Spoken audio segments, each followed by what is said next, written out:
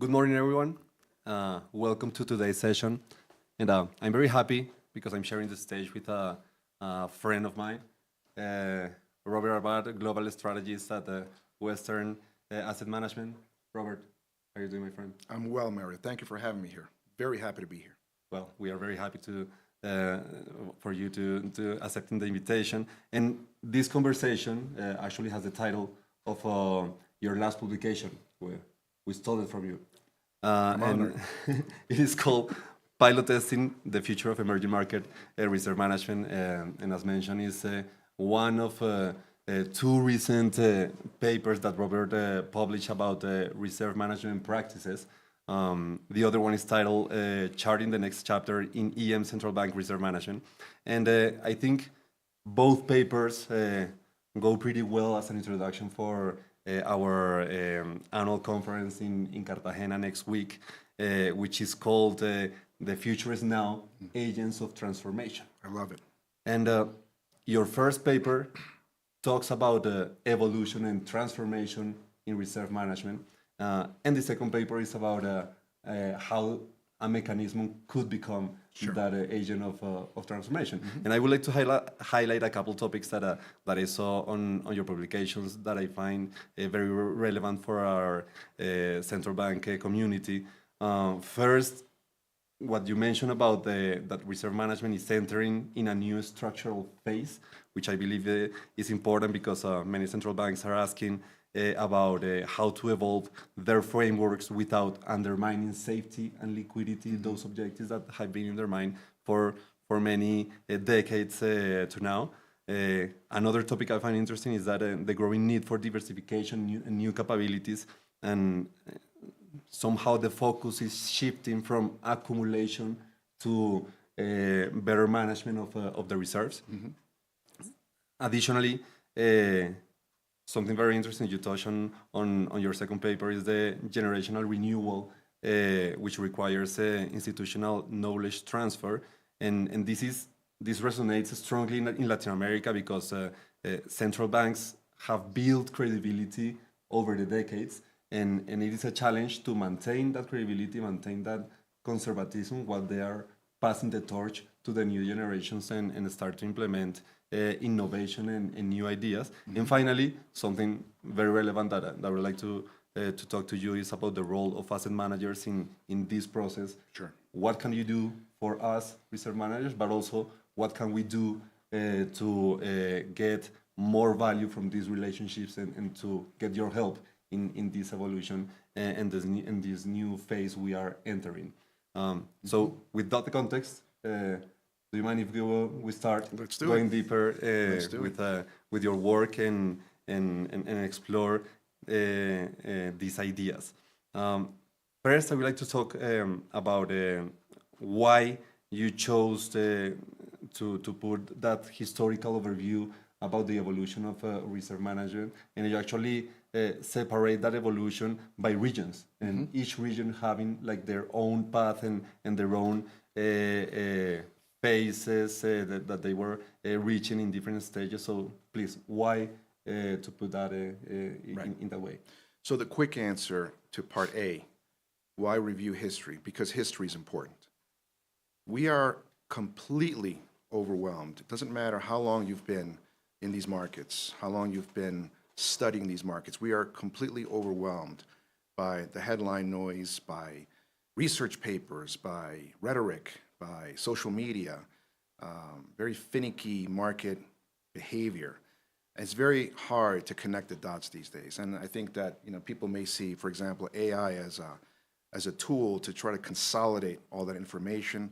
But at the end of the day, you still need to make a decision. And in a world of today where there's so much confusion and there's so much information overload, you need to have perspective. So where do you find that perspective? I think that answer is in history. So that's the reason why I decided to put almost like a timeline of what did central banks do during a period in market history where you had successive crises. It just seemed like every other year, a new episode that no one foresaw. Even with the amazing models we had back then, right? The first generation crises models. And I think for those of you who weren't present during that time, I need you to appreciate that during the 70s and 80s, there were some great minds working on, what could happen if a country experiences a balance of payments crisis. So you have the masters like Guillermo Calvo and Rudy Dornbusch. You had Paul Krugman. These gentlemen wrote pieces, among so many other economists around the world, wrote pieces trying to understand, like, what happened? What did we miss? And a lot of these lessons, you could say, were encapsulated in subsequent prescriptions by the IMF and the World Bank and so on. But at the end of the day, I think we get caught up with home bias, right? So if you're here in Latin America, you know what you know. You know what happened in your country, but you may not necessarily know the experience. Let's say we're here in Colombia, what happened really in Brazil or Mexico or Peru, Bolivia, Panama, Costa Rica, you name it. There are so many lessons to be drawn from each of these countries. And again, we become myopic, right? And so what I tried to do was remind people that over there is not a good way of thinking about things. Over there is really here. It's the here and now. Like, we need to draw people to, back to history, right? To say, okay, how did other countries, how did other central banks, how did other reserve managers attack problems that are symptomatic to, let's just say, emerging markets or developing countries? This is a topic that, to me personally, having visited many of these regions and many of these countries and spoken to reserve managers firsthand, and just being a student of life, having family connections to some of these countries in Latin America, I say to myself, this is fertile terrain for more research and for more understanding. So for the younger generation out there, please heed the message. Like, history is essential. So maybe what I tried to do in that paper was just remind people that there's a bigger world besides your neighborhood, right? That's what I'm trying to do. And I find interesting the way you put it on the evolution by beginning back in the 90s. It was all about creating like a war chest, and Right. the most relevant part of the reserve management wasn't how was the composition of your portfolio, but the size of it. Yeah. It's like, I need size. Right. I don't mind if it's in gold and US treasuries. Exactly. It doesn't matter. I need size, and somehow we've always talked about the reserve management triad, safety, liquidity, and return. But I believe that back in those days, it was all about safety and liquidity. Return was given. But as you show in the table, and you show in the evolution, it's like an evolution of objectives as well. It's turning from just safety and liquidity, and we are beginning to think about the return and how to get that return by sophisticating our portfolios and include new perspectives. Correct. Now in the 2020s. Correct. So really the takeaway is that, every country, right? We can't think of a central bank as a solitary entity. It's working with government and other agencies, institutions. It is also at the whim, when you're thinking about in the context of developing countries, it's at the whim of external actors, right? So, and this is something we may touch on a little bit later, but if you think about the knee-jerk reaction of central banks during this crisis period of the 1990s, early 2000s, it was simply, I just don't want this to happen to me again. That's it. So whatever it took. So it was like the EM Draghi version of whatever it takes, right? And so you had a big buildup of reserves, or you could say, like the fancy ways, reserve accumulation happening in the countries where it was most possible. So that's when things start to delineate a bit, right? That by region, you see more massive reserve accumulation in Asia, for example, because they had gone through their turbulence in the 60s and 70s, whereas Latin America was more an 80s, 90s crisis, you could say, apocalypse. I can't think of any other word. A lot of things unraveled. And so the knee-jerk reaction was, well, how do we get back on solid footing? Obviously, it took intervention, right, from the advanced economies, for lack of a better way of saying that. So many terms out there, but I'm sure you all understand. And so the question now is, having gone through that era, and then having gone through an era that no one really also foresaw, which was this period of like low negative rates, what did that do to central bank behavior globally, right? And then maybe that's where, in your question, when you're talking about that that safety, liquidity, return, that's when that return part of the equation started to morph and it started to really percolate. Really, what should we be doing on the return front? Because we are holding these assets. And is this an opportunity for us to grow them? How should we grow them? And therein lies the rub with where we are today. Right? What should we do now in terms of diversification in light of so many different, you could say, episodes that are happening away from EM that actually will define, how these managers, reserve managers, will address, their portfolio reserves, right, or the management of those reserves.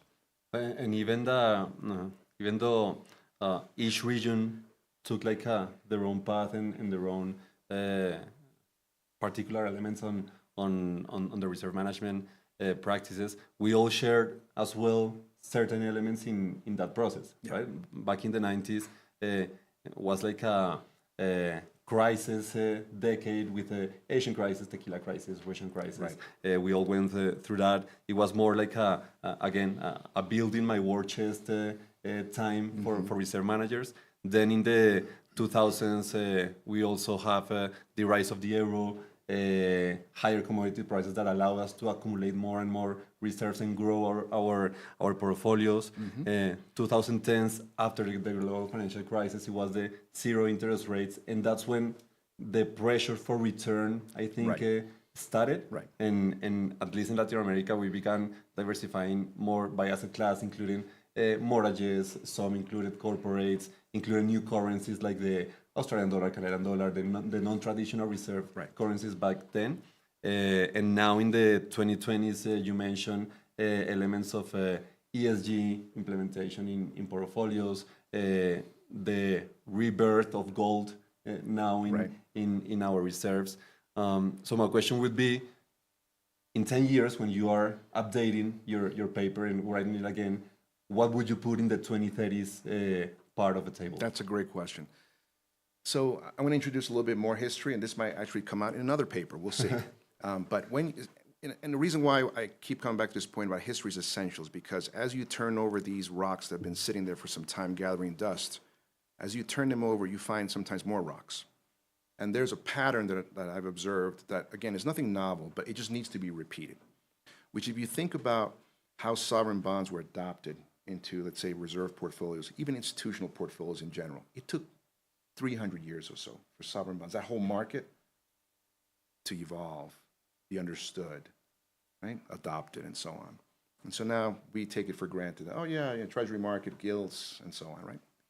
It took investment-grade corporate bonds about 100 years to evolve, mature, become, to get credit rating agencies to kind of help in that development, adoption, so on, right? It took money market products, about 50 years for regulation to evolve. It's just, people understand it very, very clearly. It took emerging market bonds maybe, 30 years to be adopted, mortgage-backed securities to be adopted. So my point simply is that every asset class had a period of evolution, adoption, maturation. We are living in a time where post-COVID, we have seen the rise of private credit, distressed debt, infrastructure debt. There is like the ESG element in there. But the message here is that the adoption rates are so much faster now because of the Greenspan, Bernanke, Draghi period where it seemed like there was just this big liquidity put out there. So all this liquidity and the advancement in technology have collided to compress the time frame by which people should trust markets. Let me repeat that. The adoption rate for new markets is a lot smaller now. It's been compressed. So our ability to trust those markets has also been forcefully compressed. And this is all happening in a short amount of time. It's really since post-2008, right, the global financial crisis. So you have to really, again, for the younger generation, you have to understand that this is for us, for some of the folks who've been around, this is an anomaly, okay? And so you ask me, what do we put in the 2030s bucket? The result of this. So right now, U.S. policy is the biggest driver of volatility in markets. Policy uncertainty. So in the 2030s, 5 years from now, we don't know what's going to happen with the U.S. election, right? That's a big deal.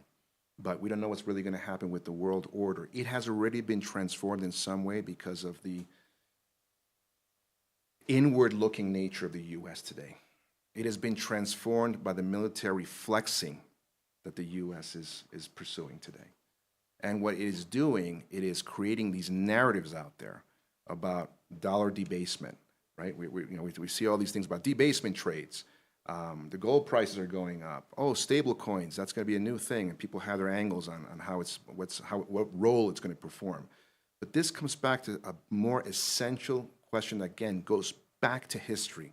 What is money? What is money? How do we trust that the piece of paper you give me is worth something, that you're good for it? So all this liquidity out there has created all these different products, all these strategies, all these asset classes, and I've left out a bunch of them, right? They're covered bonds, high yield, collateralized loan obligations, and so on. But all this money has really just, I can't think of I apologize for using this word, but it's bastardized the way financial markets really should evolve. And so we've gotten to a point where the combination of this U.S. policy uncertainty, this liquidity that's still sloshing around looking for a home, meaning that it's trying to find where to go, and so it's elevating valuations across traditional markets and these newer asset classes at a rate that we, again, people have been in these markets a long time, do not understand. That's sowing the seeds for that box that you asked me about, 2030s. What I've just described is going to sow the seeds for what I put in that box. And not only reserve managers are evolving, but also there's an evolution in financial markets that affect the composition of those portfolios. You Absolutely. mentioned private markets. They have had an important role in private equity since many decades now, but they are also becoming very important in private fixed income as well. Would that play a role eventually in reserve managers? Do you see that happening? Do you see us adopting those kind of asset classes? This is a great question. I think that it deserves just at least as context the following response, which is that we need to delineate, once again, what is a central bank and, say, for example, what is a sovereign wealth fund? Mm-hmm. Sometimes I see articles, and they're well-intentioned, but it's almost like they assume that central banks and sovereign wealth funds are one and the same animal. They are not. Let's be super clear. The mandate of a central bank is capital preservation, liquidity, and then, if you can get some return, that's a beautiful thing. Okay. And in sovereign wealth funds, please, go nuts. Okay? All right. So that's pretty straightforward. But within the context of return for a central bank, the resiliency of the central bank is essential. And it comes back to the point I just made. How do you trust money? How do you trust forms of money today? Well, the one variable that supports that concept of trust is the credibility of a central bank. Government policies, political institutions, whatever. But every currency crisis teaches you that if the central bank cannot stabilize the currency with its program, with its people,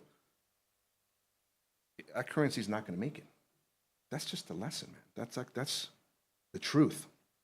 So I come back to what I said earlier, which is, why do people believe in digital assets or stable coins or central bank digital currencies? Because they believe that maybe that trust, there's maybe more to trust there in terms of the coding or the infrastructure or the community that believes in that form of money.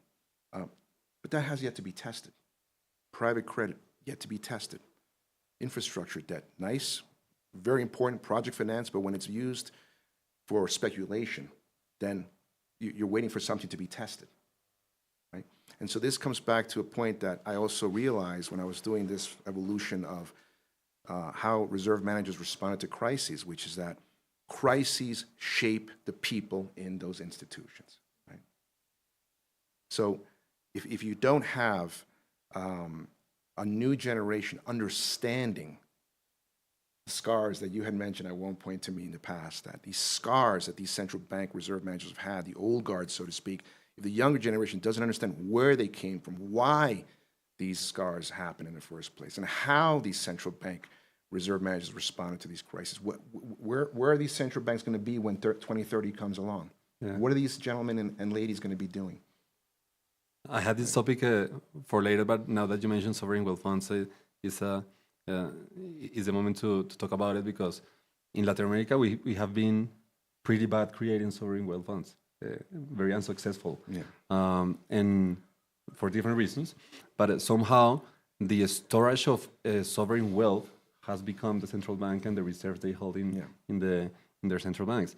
So how important is for those central banks to evolve in line with what you mentioned on your papers, and to create these new capabilities to manage more sophisticated portfolios, given that somehow they are already managing part of the storage of wealth of their nations. Sure. So it's also critical to say at the outset that for a question like this, that central banks are an actor in a growth story. And I know our colleague, Carlos Giraldo's done, great webinars and great papers on, where's Latin America headed, right? Is it an investment grade story in the making? What's going on with the dynamics behind Latin America's future? And the one thing that's elusive for Latin America, and this is my observation, just having been in these markets for some time, is the growth angle. Right? You can, central bank credibility, monetary policy is more stable, floating exchange rates, all that stuff, but the growth part is elusive, and you need that growth to generate the receipts to then say, hey, here's some money I could put aside in something called a sovereign wealth fund. Yeah. Right? Okay. That's important to say at the outset. So this question about, so what should we get from all this? Because obviously the sovereign wealth funds, especially in other countries, are very sophisticated investors. They're sophisticated because a foundation was set many moons ago to get them to this point. So the growth is there, whether it's commodity receipts, oil, whatever, you name it, those funds are constantly being replenished, and that money is being put to work. And they're being put to work in some of these newer asset classes, and that's fine. They have the wherewithal to do that homework. It's the smaller central banks that I'm most focused on here, because even the bigger emerging market central banks, they are sophisticated. Derivatives, all kinds of asset classes, ETFs, corporate bonds, we discussed that in the paper. So, what can you really add to that? But it's the smaller central banks that I'm most interested in, these frontier markets, because that's a big thing right now, the rise of these frontier markets. They're coming onto the world stage. And you have other bigger players wanting to really engage those smaller countries because there's something about them that they want or that they need. So these countries now have a chance to get on a faster development curve. So how are those central banks responding to that aggressive growth? Because that's typical in early stage EM, that you see that big growth burst. And so therein lies the rub.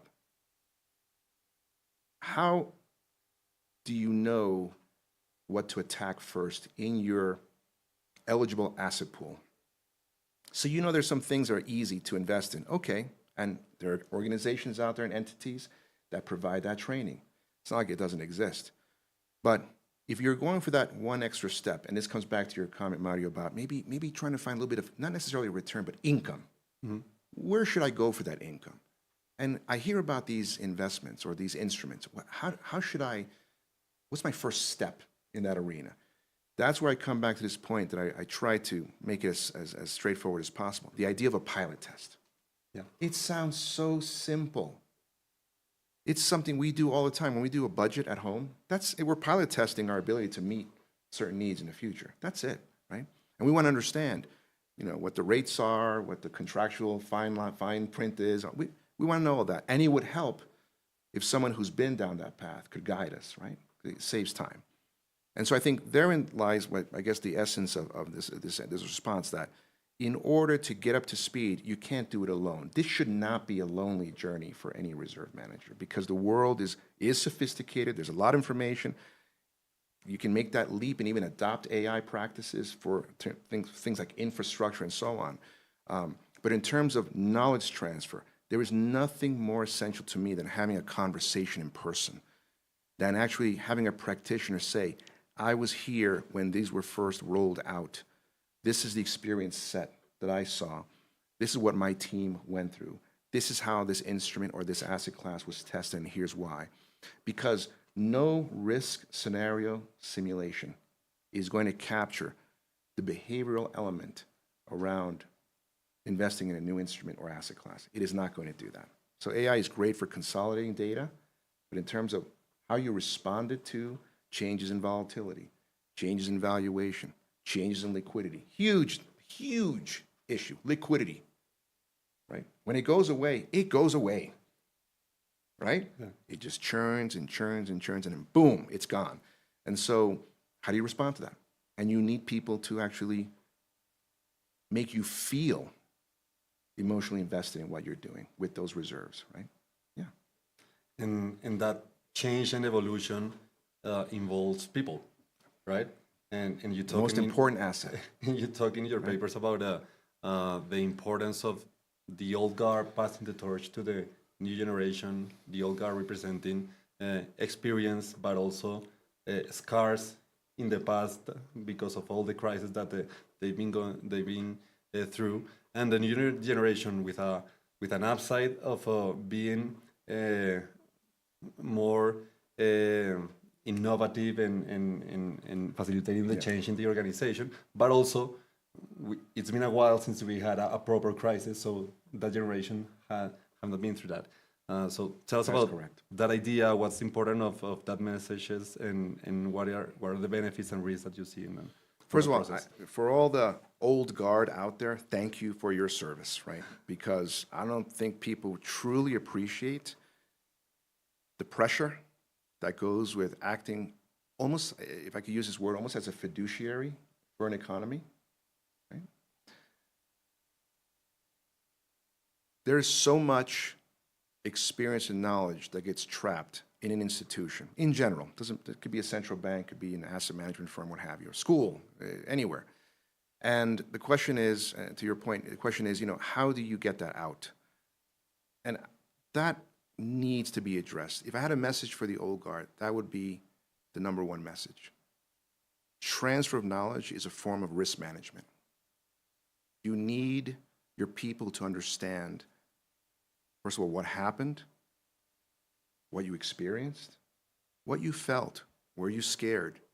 Did you feel insecure? There's nothing wrong with communicating that. If anything, that is what is missing in the books you read, trade or memoirs. Anything that's codified in any way is not going to capture the emotion that comes with the responsibility of preserving, let's say, the stability of a currency or ensuring the stability of a country. This is a big responsibility. So just like what we're having this conversation, if it's not happening with reserve management teams, it should be happening. And for the younger generation out there, the new guard that perhaps sees a baton coming, we use that metaphor, the race continues, right? And you've got to grab that baton while the race continues, but you need to be curious. You need to ask questions. You cannot be afraid. I manage a team, and they're all extremely educated. MBAs, CFAs, you name it. Very well versed in the technicals. But again, situational experience. They've heard me say this time and again. Situational experience. What do you do when faced with a certain scenario? What do you do? It's very hard to train for that. But maybe there are ways that one can go about it. And that should be different by organization, by entity. But there's no such thing as, it's not possible because we're really busy. It's not, it takes too much time, and maybe management won't feel comfortable doing that. I'm going to use an example from a film that I think is super essential here. There's a movie called Interstellar. I don't know if you saw this movie, but for those of you, it's a great science fiction movie. There's a scene where a ship has to catch up with its mothership that's spiraling out of control. And this little ship has the captain, another passenger, and a robot. Let's put it that way. And this ship is it needs, again, to dock with this spinning ship. So the captain asks the robot, hey, calibrate the turn, the revolution of our ship, so it matches the revolution of the mothership in order to dock. And the robot tells the captain, no, it's not possible. And the captain responds, no, it's necessary. That's the same thing that should be said when it comes to passing on memory. It's necessary. And how should reserve managers think about their talent pipelines and that process of generational knowledge transfer? Shall we keep doing the same things, or shall we change? Think about this, right? So most, and my observation has been that central banks will encourage their talent to study abroad or take courses and all that. So this generation, this pool of talent is bringing back new frameworks, right? New methods of analysis. Yeah. Doesn't mean that they're all gathering a basket of new silver bullets that we can use for crises, but that information should be shared and it should be tossed around, because you'll only identify talent with those who are naturally curious and want to do some sort of, like, they want to proceed with action. At the end of the day, you can study a lot, you can have great training, but you need to do something with that information. And as a reserve manager who's managing a team, identifying people who care, who are naturally curious, who are willing to take risk to maybe, again, lead a pilot test, bring back that information, help the organization, help the team. That ultimately, at the end of the day, is what, that's the job, right? That's the job of the old guard. There's nothing novel that I'm saying here. It's just that sometimes we don't realize that this might be the best time to do these things. And you made this point where you said, Robert, you know, the last maybe 20 years or so, it's been relatively calm compared to like the 80s and 90s, early 2000s, littered with crises and very instructive. In the absence of crises, there is complacency. So let's step back for a moment, recognize that, and say maybe this is the time to implement programs and maybe get some ideas from other actors out there, maybe other asset managers, maybe other partners at other banks. How are you going about doing this? What's working? What's not working? Let's talk about that, the role of asset managers as agents of transformation within reserve managers. Yeah, how do you see that dialogue between asset managers has been working, and what is still missing in that dialogue, and what needs to be done differently between asset managers and reserve managers? Okay. So asset managers have a job to do, right? And that is to generate alpha for their clients. So I think it's amazing that reserve managers will invite asset managers, right? It happens, to talk about the world. What are you looking at? What are the risks? What strategies are interesting? Where are the trends? Again, that's great. That's great information. But what do you do with that information?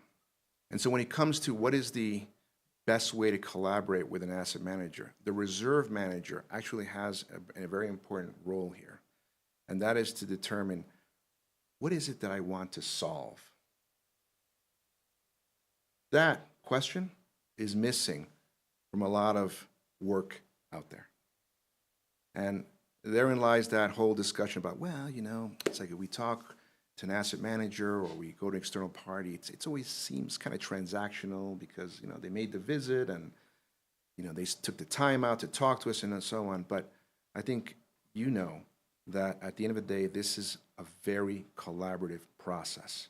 And I think where the breakdown has happened, in my observation over the years, is that there's been a tendency for people to presume that there's something that needs to be solved, that this particular asset class is the silver bullet, that this way of managing something, that, well, you should adopt this. We think. No, it's not we think. It's what are we solving for? And I think if an asset manager hears that question, understands, again, within the context of transparency and all that, sensitivity, if they have a better understanding of what is it that they're solving for, that asset manager will bring their experience to bear to help come up with a solution. And again, that comes back to pilot testing, right? It's a collaboration. Again, I really cannot emphasize this enough. There's a lot of great, you know, I don't know, models out there that can just run the data and it makes it seem like, you know what, I've arrived at an answer. But you don't really know. Why don't you really know? Because it's not real. And so bring an outside experience to just add a little extra touch will maybe perhaps give some of the more senior folk a bit more comfort that, okay, so this analysis or these results from this pilot test, you know, not only do we have, let's say, the raw data and the output, but we have some voices, some experienced voices, you know, that add a little bit more comfort, or perhaps a little bit more risk aversion to the equation. But that is important information that should not be left out, right? So it's a collaboration, man. And as an asset manager, what has been the most successful model of collaboration between asset manager and reserve manager that you've experienced, and what were the success factors in that relationship? I would say that what we're doing here, right? I've had the privilege of being invited to Latin America many times in many countries, different official institutions with my colleague, Alfredo Rios, who you know, and he's someone that cares about what, you know, these institutions are doing. I care. And I think that has manifested itself in the conversations that we've had with reserve managers that, you know, here human beings showing up, right? They're smart, they're intelligent, whatever, you know, whatever characteristics you want to add. But the fact is that they're bringing this knowledge base and they're trying to understand, what do we want to do? Again, what are we trying to solve for? And sometimes even in my own conversations, I draw on all kinds of source material. It could be film, it could be literature, it could be music, it could be just a headline, it could be something, you know, in a recent paper I mentioned something about how a hospital team learned from a Ferrari team. I've introduced things in conversations about whiskey, and it's something that I love to do. And I think in the world of whiskey, people sometimes spend too much focus on the product and not really worry too much about or care too much about the people behind the product, the farmers, the weather, what those people have to endure, the silence, the loneliness while a cask of whiskey matures for 10 years. These things are thankless. People only focus on the product. Same thing with an asset class. They focus on the asset class. They focus on the yield. They focus on the return. They focus on the standard deviations, the vol. But they don't think about the piping that's necessary so that that investment can be broadly integrated into a reserve portfolio. You need to understand the architecture behind everything that you do. And so I think having a collaboration and a dialogue, good dialogue with an asset manager that's experienced in a certain area, that will be very fruitful for any kind of project that a reserve manager is employing. I'd like to go through some questions that we received online. Sure. There's a lot of interest about what we mentioned, a couple questions behind about the evolution of the composition of portfolios, main asset classes in reserve management portfolios, and especially the role of the US dollar and what we said before, the de-dollarization that you mentioned in your paper. Dollar is not going away. It will remain the main asset class still in portfolios, but the trend is clear, and they are de-dollarizing at a small speed, but they are. Yeah. So, what role do you see of a US dollar? Maybe not talk about 2030 is too soon, but 2050 is even more. How do you see that change happening, and how? Yeah. This is a great question. Again, it comes back to this fear that people have about, you know, losing trust in the US dollar. Because that's really what we're talking about here. When you see the weaponization of reserves and you see these statistics showing that the percentage of the US dollar in official FX reserves globally is dropping, and then you see the price of gold rising and people not clear on what is a safe asset anymore, and you have people concerned about US Treasury auctions and so on. And of course, things like a US government shutdown don't help. But when you put all these pieces together, again, we're losing track of the bigger picture here. The bigger picture at the end of the day is, well, what is the replacement for the US dollar? What is that replacement? What is the replacement for US Treasury? Please, I would love to know that answer. When you look at statistics, you have to be very careful. This is a message for the younger generation. Be very careful where that information comes from. Everyone has bias. I have bias, Mario has bias. We all have our biases or what we think is necessary, important to convey a message. You see the decline of the US dollar as a percentage of foreign exchange reserves. Obviously, the introduction of the euro had a big role in the change in those percentages, right? The question is, well, is the euro's traction as a reserve currency going to gain or lose momentum? A lot of hype about the Chinese renminbi. Is that traction going to gain or lose momentum? We're seeing renminbi assets across more emerging market reserve portfolios. We're seeing the introduction of Chinese assets in global aggregate benchmarks and all that. But still, after all that hype, with some years having gone by, who's number one still? The US dollar. So that's a very frustrating answer for people because people want certainty. They want a conclusion that these things are neat. This dollar story has been going on since 1971 when the dollar became a fiat currency, right? There's been 5 changes in, let's say, the role of money in the United States in its history. There have been like 7 gigantic changes in the monetary world system since, people started crawling around or walking. So what I'm saying here is, understand that history and recognize that changes in reserve currencies or the hegemon, right, are a result of a big war. And so, where of course the hegemon loses or runs out of money.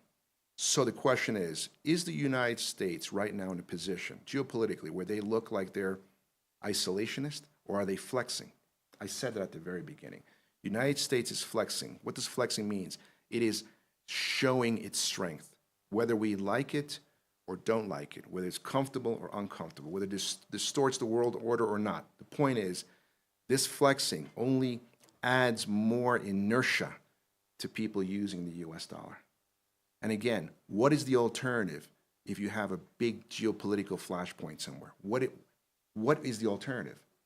And if you look at the markets, because the markets are the final arbiter of all this, every time we think something is going south with the US Treasury market or the dollar, okay, when you see episodes of real fear, and again, we haven't had real fear, we haven't had a market failure since 2008, but when you see those episodes of, whoa, something's going on here, people come back to treasuries.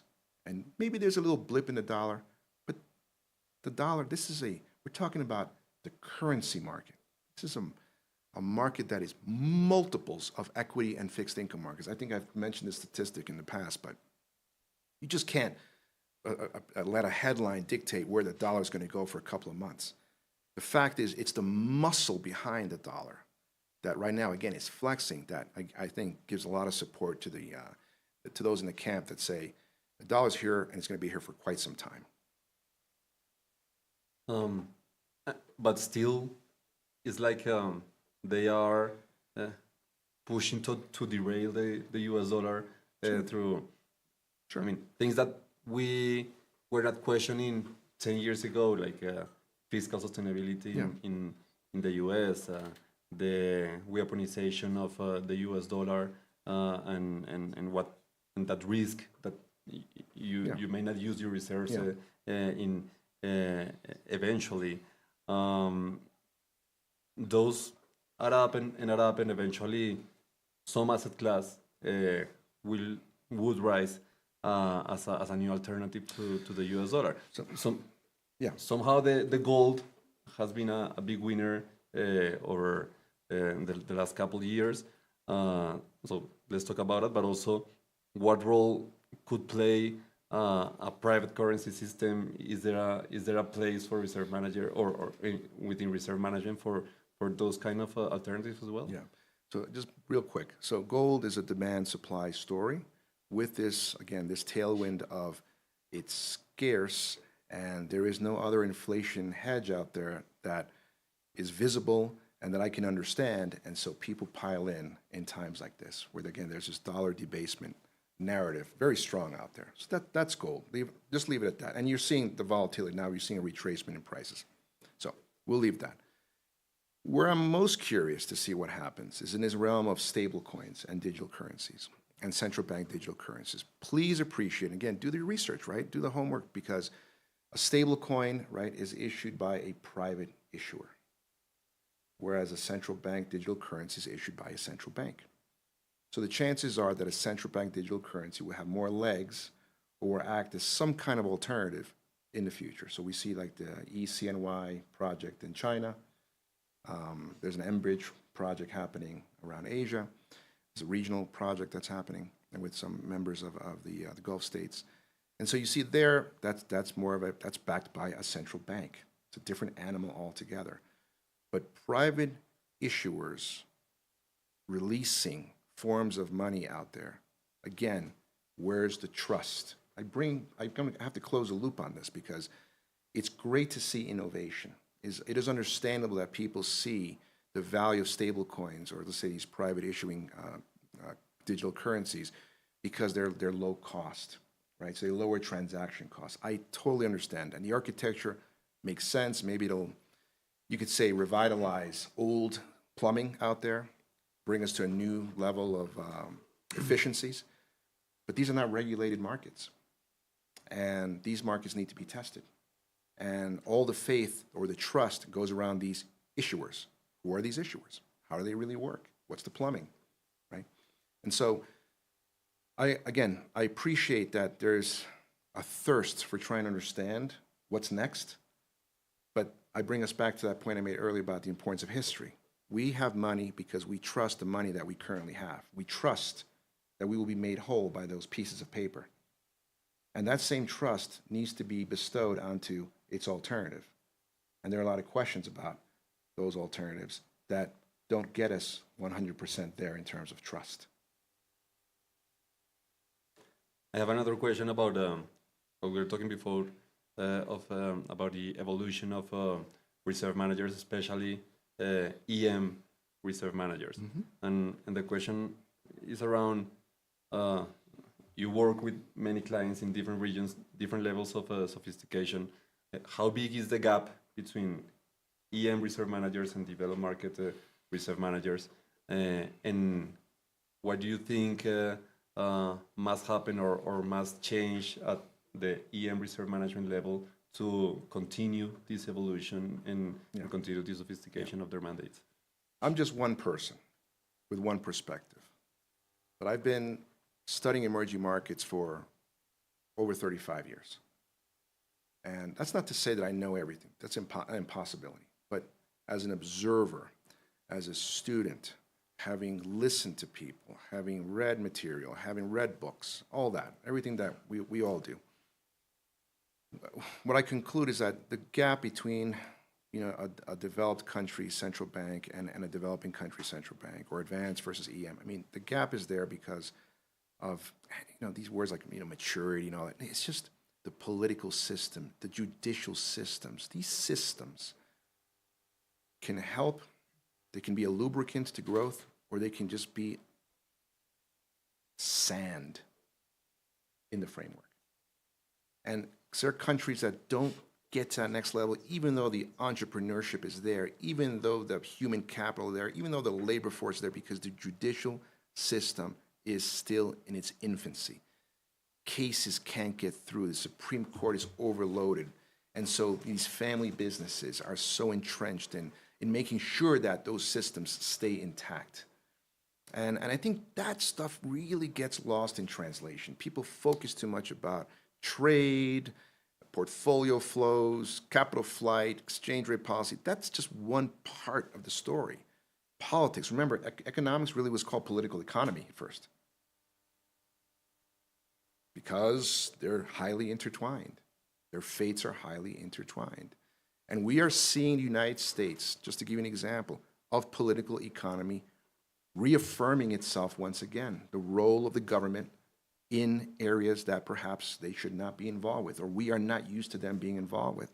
That's why in one of my papers I talk about fiscal dominance, to see that countries like the US are involved in who should be on the Fed governor board, or opining on where they should make investments in certain companies and so on. Again, whether you believe it's right or wrong, the point is that these are things that, for students of US financial markets, this is new. And so you have to go back in time and recognize that, no, well, the United States was like some of the countries that we characterize as emerging markets today. They went through that stage where a lot of tensions, civil wars had to happen to clear the brush and you know, like kind of like a scorched earth approach to let, you know, a new world emerge. And that took, you know, several centuries, right? And so the point here is that the gap that we see today is not something that's going to close soon between advanced economies and emerging economies. And for central bank reserve managers in EM, you know, that's why I keep coming at this point, and that's why it's my area of interest. They have a big job because they're still at the whim of the dollar. They're at the whim of interest rates. They're at the whim of what's happening around the world. They are price takers. They continue to be price takers. That means that there's still a lot more work to do. And this, again, this is things that people forget. The reason why the crisis happened in the 80s and 90s is because of what happened externally. And then they expose vulnerabilities. So where are these vulnerabilities today? So if you're a central bank reserve manager, or you're part of a central bank, you understand how the government, other institutions, you are all working together to make sure that we close down these vulnerabilities as soon as we can, or at a minimum understand what they are, so we can start to try to do something about them.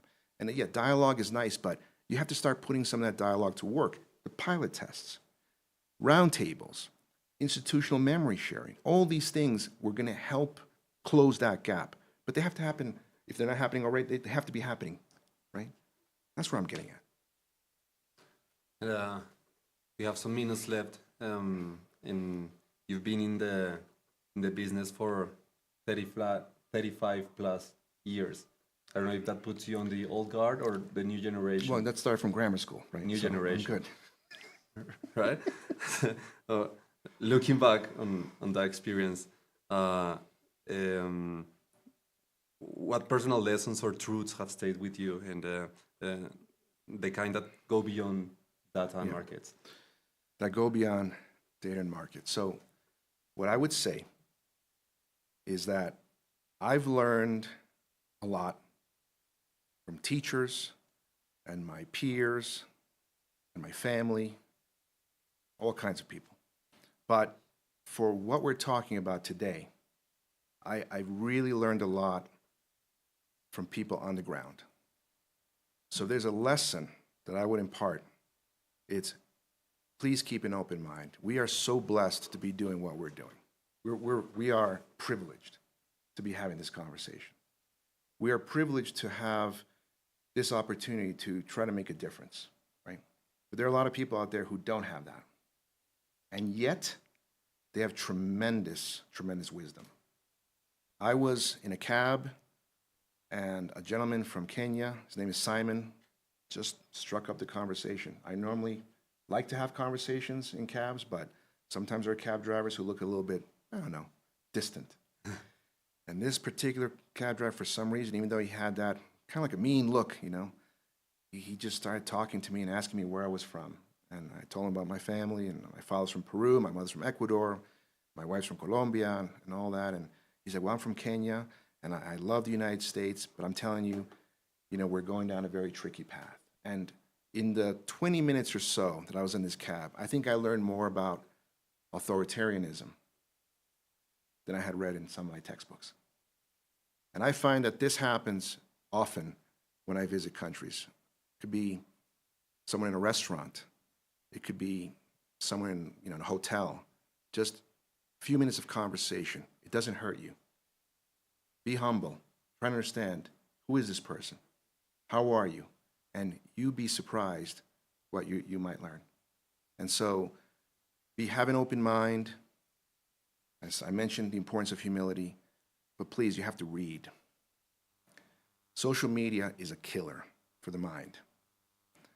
I love that we're having this conversation. I think you can appreciate Mario. This could be a 5-hour conversation.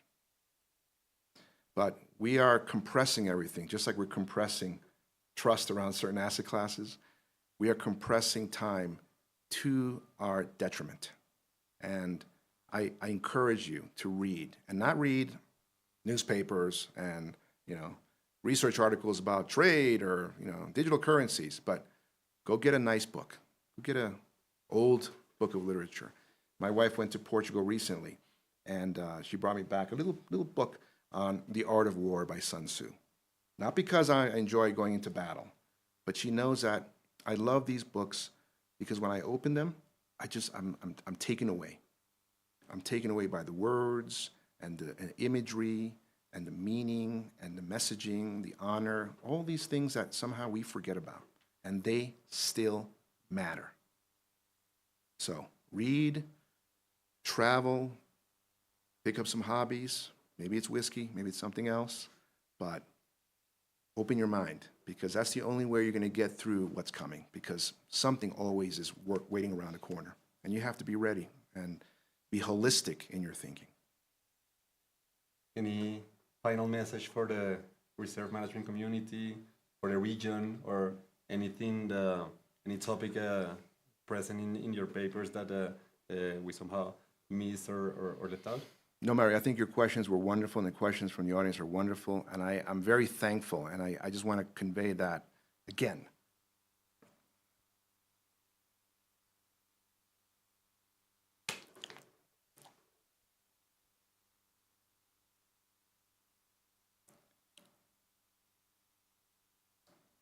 It's important to care.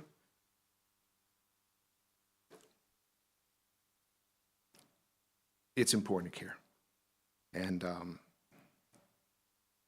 we're here for whatever you need. This is, again, shouldn't be a lonely journey. Your responsibility is bigger than you sometimes realize. I'm an outsider. I've never worked in a central bank, but I see what you're trying to do. I see the younger people trying to understand. I see the old guard wrestling with what they experienced and taking into account what younger generations want to see in those banks. That's a beautiful thing to see. You have to keep it going, but you have to nurture it. You have to nurture it. So please, I hope that we can have another conversation like this, because, again, it's not that it's not possible, it's necessary. We will. And thank you very much. It's amazing.